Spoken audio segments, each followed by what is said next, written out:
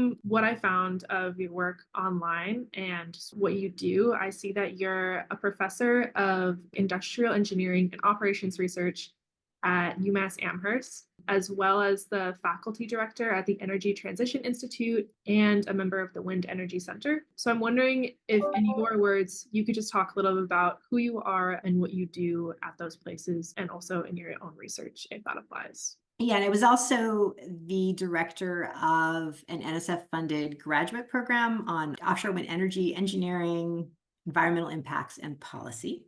That's where a lot of my work on wind has come. My research for a lot of my career was really focused on energy technology policy in the face of climate change, and trying to think a lot about how much money we should spend on where we should invest R&D dollars so that we'd be prepared to fight climate change. And then at the Energy Transition Institute, our focus is on research that's at the intersection of the technological aspects of the energy system and energy justice.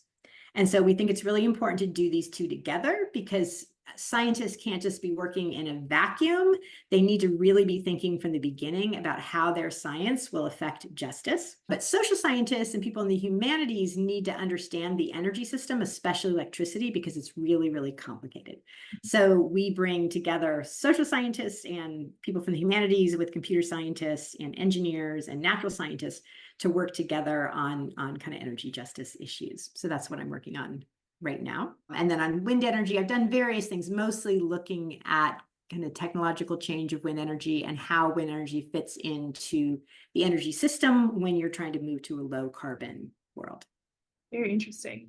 So in the various work that you've done relating to wind energy, but also potentially other energy sources and like stuff you worked about relating to climate change, what are the challenges you have faced working in those industries? Okay, so what I'm going to talk about are the hurdles or challenges that wind energy is facing. Is that what you're looking for? Yeah, if maybe just from your experience, like from working in wind energy, what are some like main challenges you see come up, whether that's for implementation or sustainability?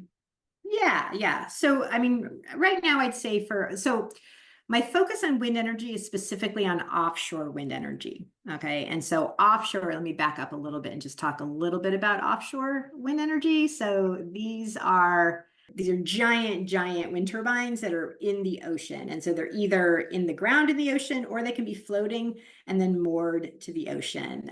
They're very large, about twice as large as a typical land-based wind turbine. We often talk about them. They're the largest rotating machines on Earth. So I'm really interested in offshore wind energy. And that's a really important part of solving climate change, because there's a lot of wind out in the ocean, as most people who've been to the ocean know. And there's a lot of people that live near large bodies of water. And so it's a really, useful energy source to use. So very interested in offshore wind energy. One of the really big challenges is a kind of short-term challenge that we're facing right now. And this had to do with COVID. Because of COVID, we had this crazy inflation, and then we have the high interest rates in order to try to deal with the inflation. And those are both very difficult for offshore wind, because one thing is all the costs for offshore wind are at the beginning when you build it.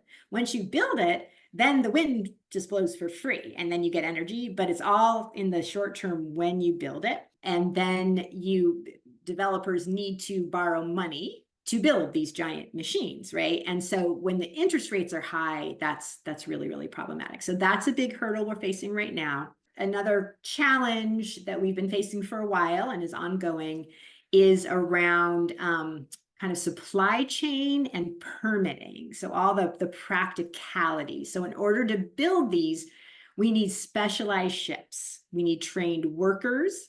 We need the components. We need people who kind of understand finance, right? There's a whole, this whole supply chain is everything. And then the permitting is also very, very complicated, because it's out in the ocean. There's so many different boxes that you need to check, basically. And then the third, I think, big challenge for wind and for solar is grid integration. So it's that the wind power works only when the wind is blowing.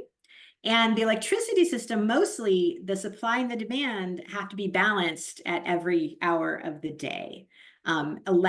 Storage of electricity is very, very difficult, but it's one direction we're going in.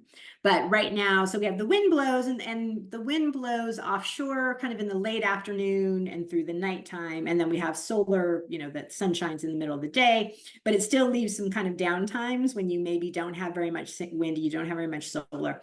We have to figure out how to fill those in. So those are, I think, the three big challenges when it comes to offshore wind. Okay, yeah, that makes a lot of sense. It's very interesting to think about. Those are big challenges that you mentioned. Are there any solutions that are being proposed to overcome these challenges or any specific innovations? Yeah. So for the first one, the kind of inflation and high interest rates, there are solutions. It has different names, but one way to think of this would be green bonds. People have talked about something called green bonds. And so that's where, say, the Federal Reserve could make capital available cheaply to kind of preferred projects by actively buying bonds or making a low interest loan. And so this is very similar to, for homes, we have this Fannie Mae and Freddie Mac. They make low cost financing available for home mortgage loans.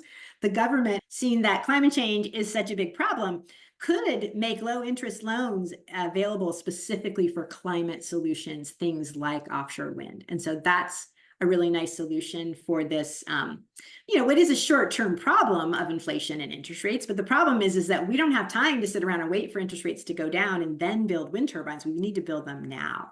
So that's one solution. So for the supply chain and permitting, one of the solutions is working to streamline the kind of siting, permitting, and grid interconnection process. So the Biden administration a few years ago kind of took a first step. I think there are 7 federal agencies that have to approve offshore wind turbines. So at least they coordinated those 7 federal agencies. So that was really great. But now, there's states and there's the localities. And I mean, it's really crazy. So continuing to streamline this permitting, streamlining siting by having more of the work done before the developer comes in.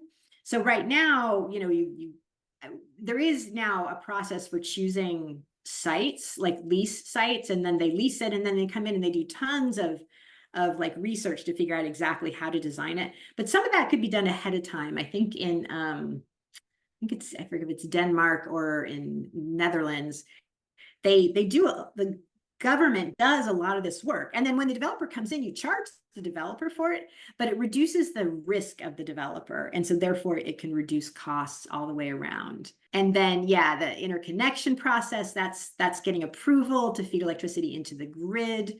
Something else we've been talking about recently is, a coordinated transmission planning process. And in particular, it'd be great to have a transmission backbone out in the ocean. So right now, every wind farm has to put a line to landfall. So you build one line, and so that's expensive. It's problematic. There's also, people don't like having the lines come into their town. So instead, we could build a big transmission line out in the ocean that could connect all these offshore wind turbines. And then it would only interconnect, in a small number of strategic places. So those are that. And then, so then grid integration, so that's related to transmission, but that's also basically related to some kind of storage. Batteries, pumped hydro, hydrogen. So we need to kind of continue working on the technology of energy storage so that we can have a grid that runs, say, largely on wind and on solar. Yeah, well, there are a lot of components involved, it sounds like. What would you like the general public, so everyday people, college students, people who are interested in green energy, to know about wind energy and its potential or challenges that you're right. So a couple of things. So one thing that's related to my work that I think is important to get out there is that people and experts have actually been surprised over and over about innovation and human ingenuity. So what I mean by that is that costs have come down really, really fast. And they're always surprised. People are always predicting, oh, this is going to be so expensive. But then it turns out that people are really ingenuitive. And so they figure out ways to make things much less expensive than we think. A good example is the Clean Air Act in the 70s, I think. Everybody was like, it's going to be so expensive. But once we actually put the Clean Air Act in, everybody innovated. It totally improved our quality of life almost immediately, but it cost, just vastly less than predicted. And so I think that's the same thing as for climate change. Like if we just set these goals and we go for it, I think we'll be amazed at how ingenuitive people are, and they're able to meet these goals at lower cost. And so that's just a general thing it's for wind energy, but for everything else. And that I think the important thing is that we set really, really ambitious goals, because once we do that, then I think we will meet them. So that's kind of the one thing. And so then the other is just the offshore wind is just a very cool, very promising technology for meeting climate goals, for reaching net zero. With green bonds and streamlined processes, the US could catch up and eventually take a leadership role in this technology. So the US is pretty far behind. Europe is way ahead. Even China is building some.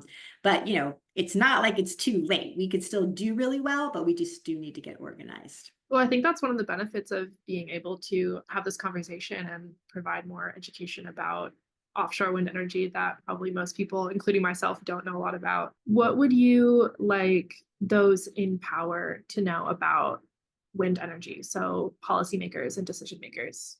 Policymakers can help by setting really ambitious goals, by providing green bonds and streamlining processes. These are the things that need to get done, and that wind energy is a really important part of a whole system of solutions, right? So there is no one single solution. We need a whole bunch of things together. So that's one. And the other is to have policymakers keep justice issues in mind.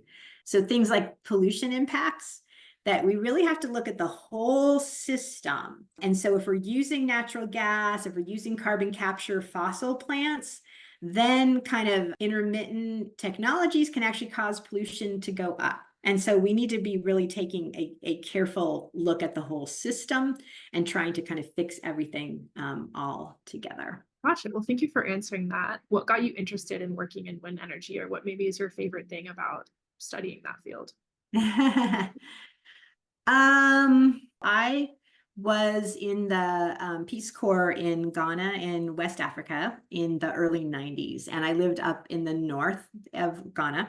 And so one thing is we did not have electricity, right? We didn't have electricity or running water. We were off the grid. And so, so I have kind of that interest in having lived even without electricity that got me interested in energy. At the same time, in northern Ghana, we really were like, even just in the couple years I was there, like I could kind of see the desertification that's happening there and the changing in the ecosystems.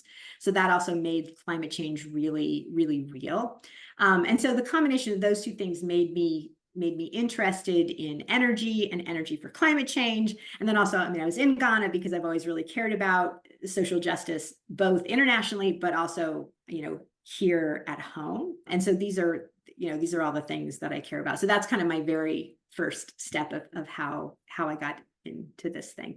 Into wind energy specifically because UMass Amherst has a very long and illustrious history in wind energy.